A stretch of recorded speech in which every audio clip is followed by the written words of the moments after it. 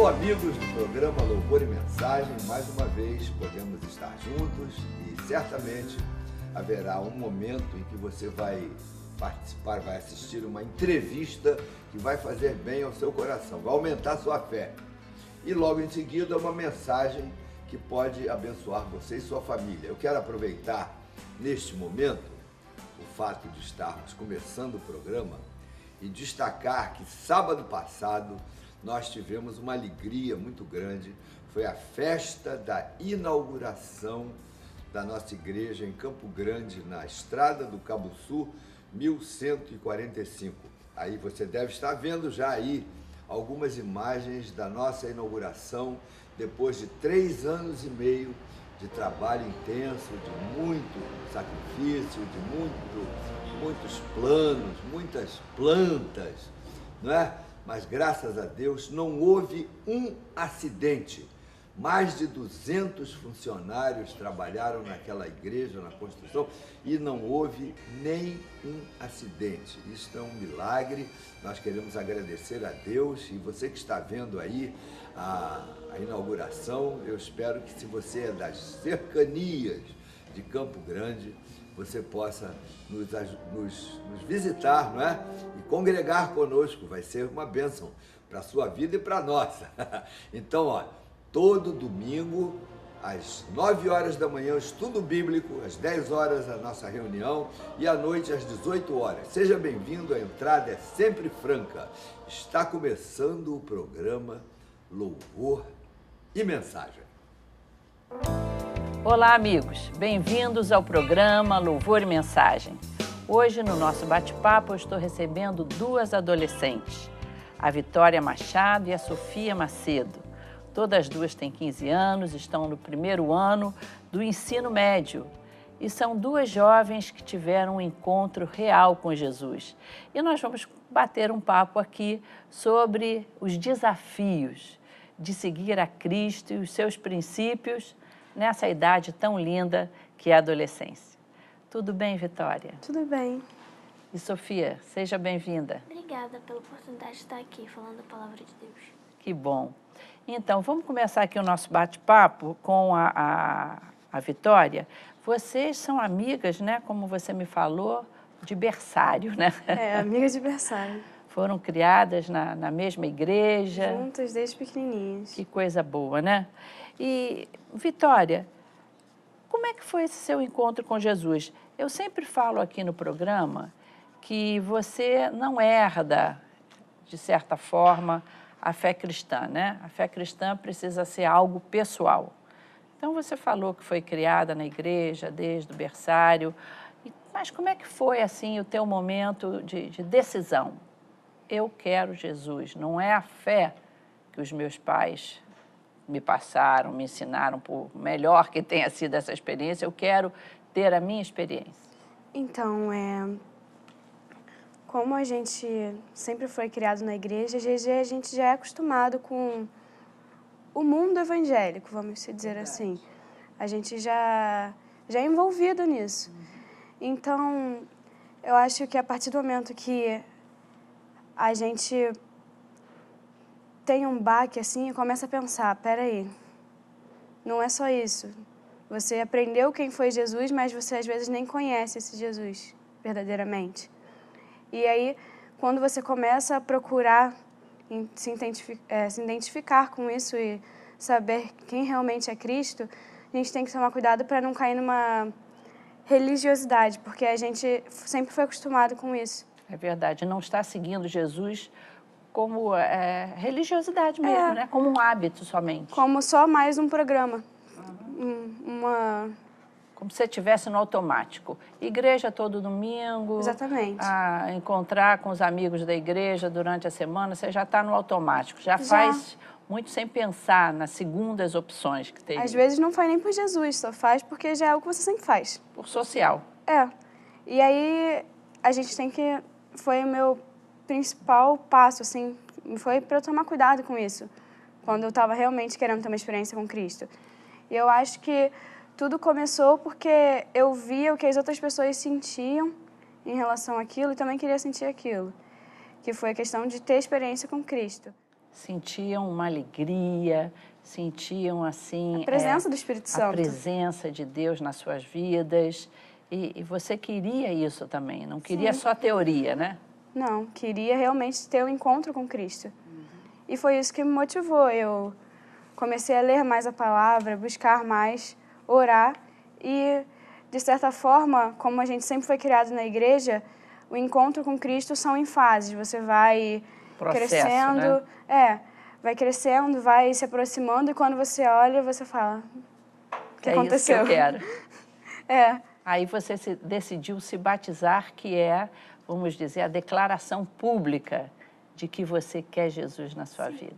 Foi só a confirmação mesmo do que eu já tinha certeza, do que eu queria Cristo. Então, isso foi só a confirmação da minha fé. Que coisa boa, né? Que coisa que satisfaz o nosso coração. Ainda mais nessa idade de vocês, que é uma idade assim muito de buscar satisfação, né? Da adolescência. E Sofia, como é que foi esse teu encontro também de uma menina que já nasceu na igreja, esteve sempre ali? Como é que foi? Bom, como você falou, eu nasci no lar cristão. Sempre tive um exemplo dos meus pais de como ser um cristão. Sendo que, eu me denominava cristã. Eu falava, não, eu sou cristã, sirvo a Deus. Sendo que não era por motivos certos. E minhas atitudes também não demonstravam tanto isso. Eu servia mais a Deus por aquela história de, tenho medo de ir para o inferno, esse tipo de coisa. Não era bem pelo motivo real. E quando você está com o motivo errado, eu não conseguia sentir a presença de Deus, eu não conseguia, realmente conversar com Ele, não tinha essa abertura para fazer isso, eu não conseguia. Sendo que aí eu comecei a ver pessoas sendo quebrantadas no poder de Cristo, sendo quebrantadas, realmente sentindo a presença dele. E aí, era isso que eu queria também. Então, eu comecei a buscar. E quanto mais eu buscava, mais ele falava comigo. Ele falava que eu tinha que mudar de atitude. Ele falava que eu tinha Falava o seu coração, Falava não o meu é? coração, que eu tinha que mudar de atitude. E quanto mais eu buscava, mais eu sentia a presença dele. Então, foi gradativo, entendeu? Cada vez mais eu me sentia cristã. Cada vez mais eu começava a sentir que eu estava adorando pelo motivo certo. Porque eu amava a Cristo. E eu queria amar a Cristo porque eu via que o sacrifício dele por mim foi muito grande. Maravilhoso. Poxa, um Deus que desceu à terra sem nem precisar, sem motivo, que morreu por pessoas que naquela época cuspiam nele, até por mim, que às vezes esqueço desse sacrifício, esqueço desse amor. Só a misericórdia dele mesmo para eu conseguir sentir a presença dele. Eu realmente comecei a adorar ele porque eu queria meio que falar, eu te amo também, entendeu? Você morreu por mim, então eu também quero demonstrar esse amor. Eu quero esse Jesus na minha vida, né? Melhor decisão é impossível. E aí você também se batizou. Agora, é um desafio hoje ser um adolescente cristão comprometido mesmo com os ensinamentos da Bíblia, que são ensinamentos de comportamento, inclusive na área da sexualidade, na área de lidar socialmente com as pessoas. É um desafio. Ser adolescente é um desafio, né? Em qualquer fase da nossa vida, assim, vamos dizer, não é que seja desafio hoje, em 1900 já era um desafio ser adolescente. Mas eu imagino que vocês, por serem meninas que querem servir a Deus e fazer a vontade dele, vocês encontram esses desafios, né? Vitória, você sente que você foi, assim, desafiada a mudar depois do seu encontro com Cristo, principalmente na sua convivência em escola, no colégio, como você se relacionava com amigos da escola? Então, obviamente sim, né? Porque como a gente vivia na igreja, mas a gente não era em si cristão de verdade, às vezes a gente fazia coisas que na frente dos nossos pais a gente não fazia. Tipo, eu, por exemplo, nem sei se meus pais sabem disso, mas eu tinha o costume de xingar. E você até me falou que você sente que há no meio dos adolescentes hoje muita depressão, né? Porque... E que você tenta chegar com a palavra de Jesus para eles. Sim, as pessoas hoje em dia, principalmente os adolescentes, né, e os jovens, estão sendo muito atingidos por isso. Acho que porque como a gente está começando a descobrir uma vida, né? A gente vem lá da proteção dos nossos pais e aí a gente começa a descobrir as dificuldades. E quando a gente enfrenta uma dificuldade, a gente não sabe como resolver aquilo, a gente quer simplesmente desaparecer. E eu acho que esse é um momento perfeito para nós chegarmos e apresentarmos Cristo a eles. Porque quando eles se veem perdidos e chegam até nós temos que mostrar que tem alguém que tem a solução para o problema. Verdade, Jesus se importa, né? É. Então, e agora, Sofia, me diz uma coisa, se fala demais hoje em dia nesse tal do bullying, né? Em que o jovem fica, vamos dizer, eu não sei nem qual a palavra usar, fica zoando do outro, né? É uma maldade, na realidade o bullying é uma maldade, porque às vezes pega alguma característica diferente, ou é muito gordinho, ou é muito magrinho, ou é tímido, ou tem um pequenozinho característica física, e que o outro, por maldade, ou os outros, né, vão ali fazer aquela pessoa se sentir profundamente desconfortável. Nesse sentido do bullying, você alguma vez, por ser uma menina cristã, na sua, estudiosa, você sentiu isso em relação a você? Bom, tipo, quando eu estava assim no 6º para o 7º ano, eu tive essa experiência porque eu era uma pessoa muito tímida e também porque eu era na minha, eu gostava de estudar esse tipo de coisa. E como eu já tinha dito pra você, tipo, uma vez já me seguraram, tacaram fruta em mim, esse tipo de coisa, manga, e falaram, se você não gostou, vem e então me enfrenta, esse tipo de coisa. E o bullying hoje em dia, como a gente sabe, a maldade está no coração do ser humano. Então, hoje em dia, as pessoas fazem esse tipo de coisa até sem perceber. Porque elas acham que, se eu vou zoar com a cara de alguém, esse tipo de coisa... vão me achar legal. Vão rir, vão achar legal, então eu vou fazer, porque é legal. E aí, a pessoa que está sofrendo isso acaba ficando quieta, não falando sobre isso, porque ela tem vergonha do que vão achar, vergonha de si mesma por pensar, poxa, eu não sou tão boa assim, eu não sou uma pessoa tão legal que as pessoas estão até me zoando, esse tipo de coisa, a pessoa tem até vergonha. Então, isso é um momento bom para você chegar e falar que, cara, se essas pessoas não estão te valorizando, tem alguém que valoriza você, tem alguém que morreu numa cruz por você. É um momento de você chegar e falar que tem alguém que se importa muito mais, que não é necessário você ligar para esse tipo de coisa, porque tem alguém que realmente te ama, sabe? Que bom, que oportunidade. Agora, a gente vê também que Jesus nos dá força para a gente definir a nossa identidade, não é? Para você, nesse meio, nessa sociedade que tenta te influenciar ao adolescente, para as drogas, para o sexo, você tendo Jesus no coração, você tem essa força para ter identidade. Até mais como o adolescente está se descobrindo, né? Porque é algo novo. A transição de uma criança para um adolescente, e o adolescente está começando a descobrir do que ele gosta, do que ele não gosta. Então, ele é muito influenciado facilmente. E isso atrapalha na hora de criar uma identidade. Mas eu acho que no momento que você encontra Cristo, ele começa a te dar uma nova identidade, porque você começa realmente a descobrir sua função aqui. É verdade. O seu motivo de você estar aqui. E isso começa a mudar tudo. Você começa a descobrir realmente o que você quer seguir, o que você quer fazer. Isso vai ser bom para a carreira de vocês, né? Para a vida sentimental de vocês, para não deixar uma pessoa ser agressiva com vocês no futuro. Enfim, ter Jesus é bom demais, não é? Vitória e Sofia, muito obrigado por esse bate-papo. O tempo aqui passa um pouquinho mais rápido, mas a gente pode ver que vocês estão super felizes porque tem Jesus no coração, não é? Muito obrigado, meninas. Obrigada também pela Obrigada a oportunidade. você pelo convite. E vocês, amigos, vocês estão vendo aí um telefone, ligue para nós, temos um grupo de pessoas aqui que vão atendê-lo com muito carinho, mas eu quero desafiar você, jovem que está assistindo o nosso programa, ou você que tem jovens na família, seus filhos, seus adolescentes, tragam eles para a igreja. Veja aí um dos nossos endereços, vamos receber vocês com muito carinho. Temos várias atividades para os jovens e adolescentes e é muito bom quando você tem Jesus no coração nessa fase assim tão desafiadora da vida. Venha nos visitar e ligue para nós. Mas o programa não terminou.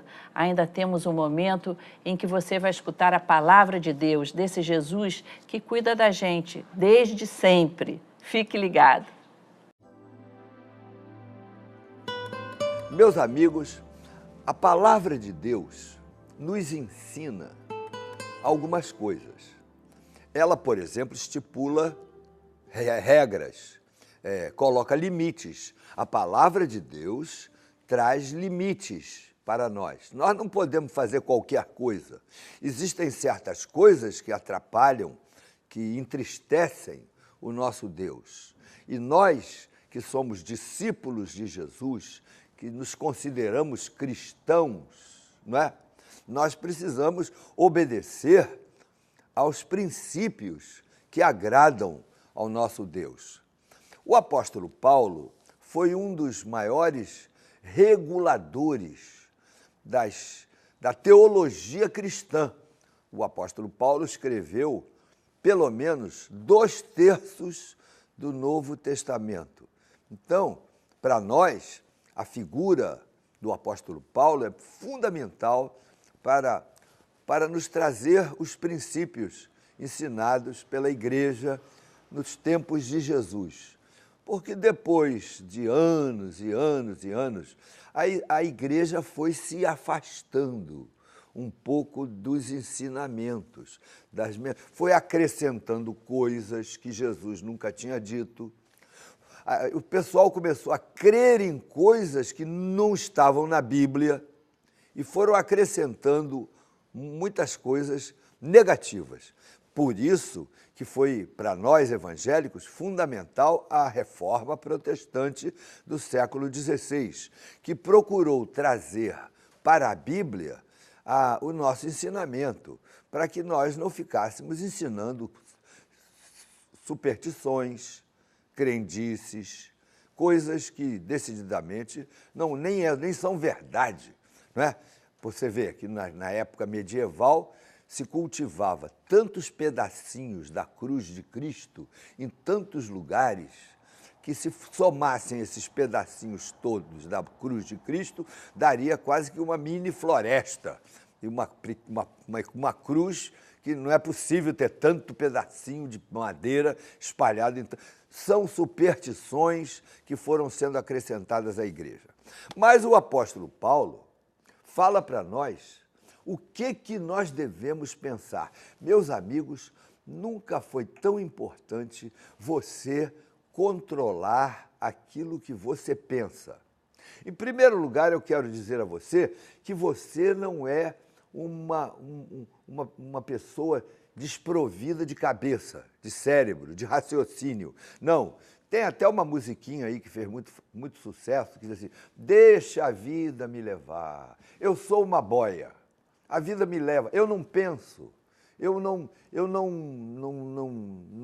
chego a conclusões, eu simplesmente sou levado pela vida. A Bíblia não ensina isso para nós, não. Ensina que nós podemos controlar aquilo que fazemos, aquilo que pensamos, aquilo que agimos. Você é responsável por você. Então, lógico que existem pessoas que são doentes, mentais. Essas terão outro tipo de padrão de julgamento por Deus, porque Deus não é injusto.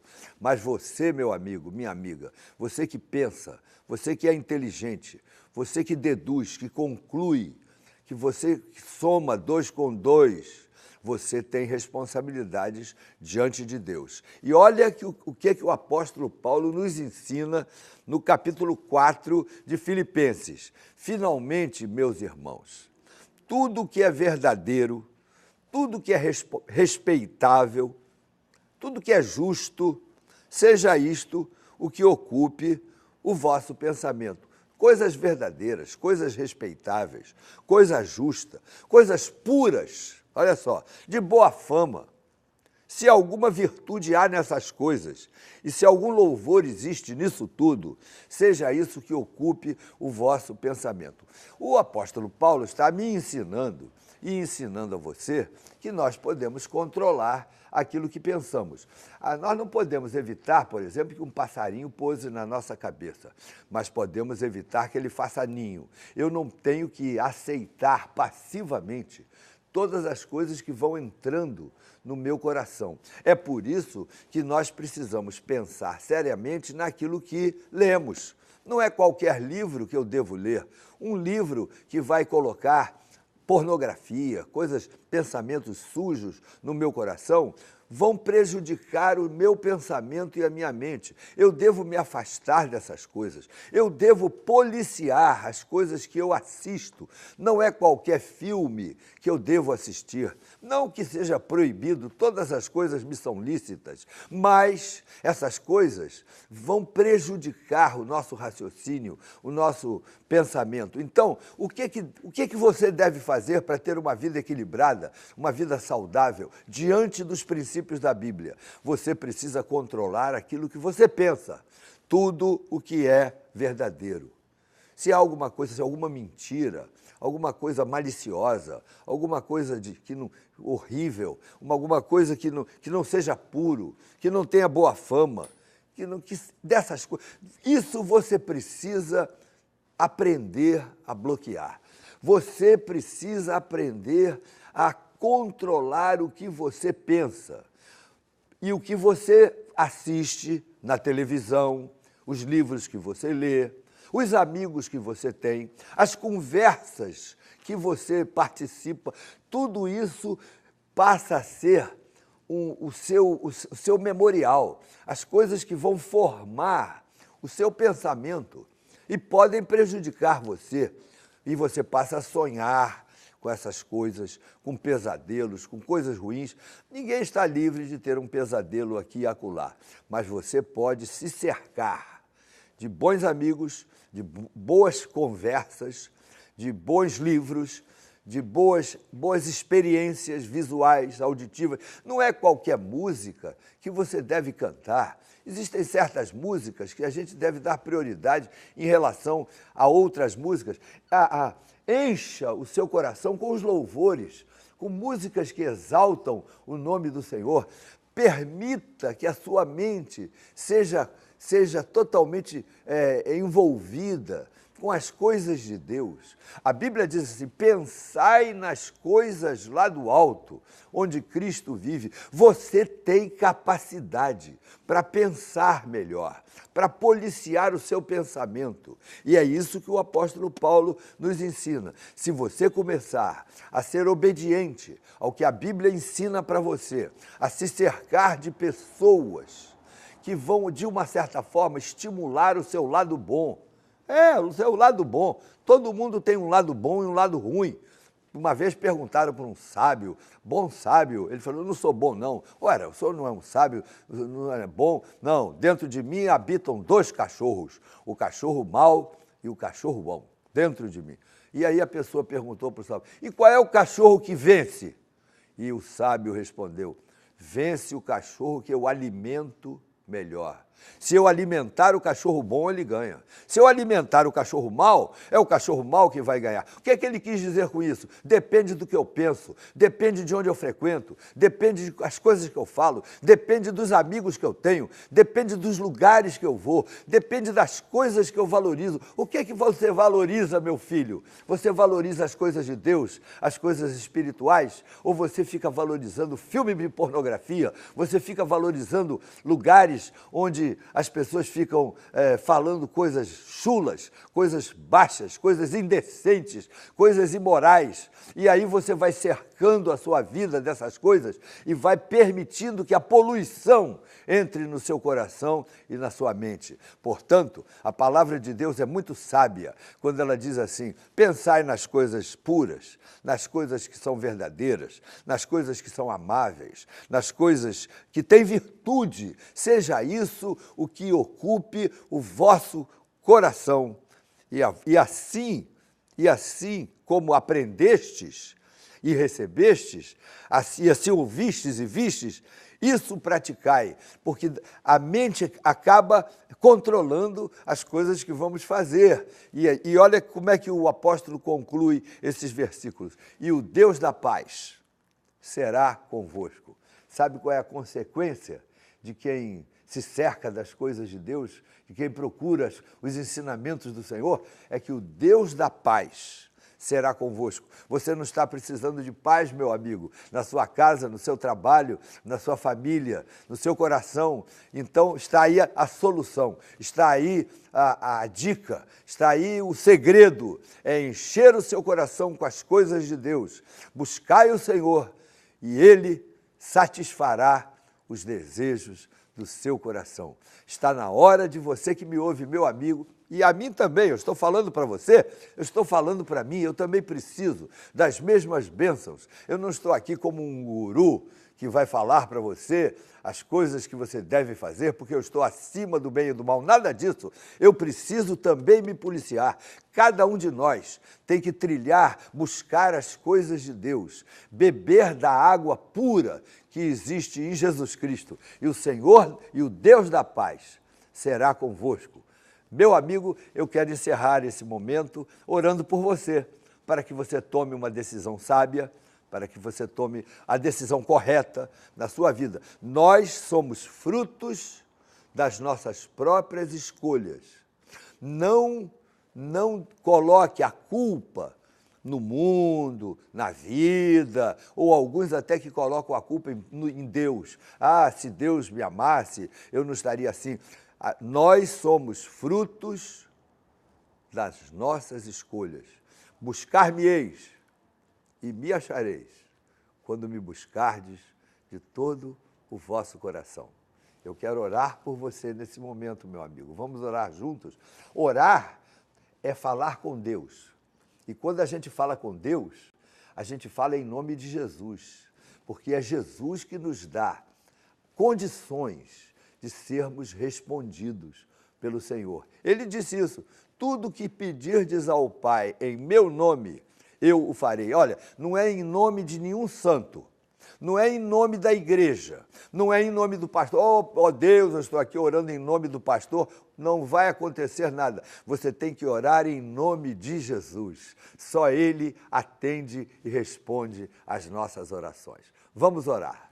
Meu Deus, meu Pai, Tu estás vendo este homem, esta mulher, esta família que agora está em sintonia nesta emissora assistindo o nosso programa. São milhares, meu Deus, milhares de pessoas, gente aflita, gente que precisa de uma bênção, outros que estão alegres porque já foram abençoados. Meu Deus, Tu conheces todos nós e eu te peço que nesse momento Tu ouças a oração dessa pessoa que está me ouvindo agora e que está precisando dessa paz, esse Deus da paz que pode abençoá-lo. Faz com que ele possa, meu Deus, descobrir o caminho da paz, encher o seu coração de coisas espirituais, de coisas gostosas, de coisas que tenham boa fama, que sejam verdadeiras, puras, que eles se cerquem de companhias que o levem para cima, ao invés de pessoas que o puxem para baixo. Ó Deus, faz com que esse homem faça uma escolha, tome uma decisão voluntária de te servir, de obedecer a Tua palavra, de procurar os Teus ensinamentos, de se cercar de uma comunidade que louva o Teu nome, que estuda a Tua palavra. Ó Deus, eu oro por ele, para que um milagre aconteça na sua vida. Eu oro por ele em nome de Jesus. Amém. Até o próximo sábado, meu amigo, sempre nesse mesmo horário, a Igreja Missionária Evangélica Maranata gostaria de vê-lo. Olhe um telefone aparecendo aí, esteja conosco, ligue para nós, certamente Deus vai abençoar a sua vida. Até a semana que vem.